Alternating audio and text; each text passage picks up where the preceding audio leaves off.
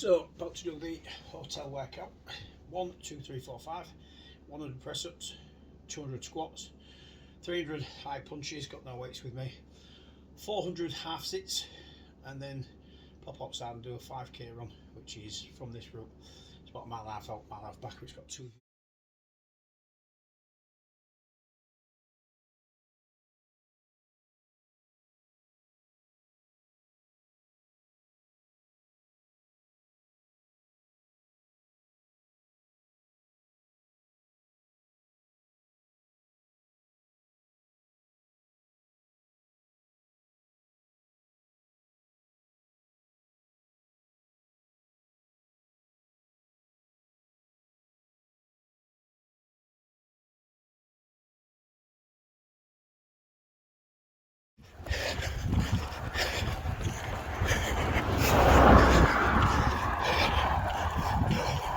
There's a big hill for this.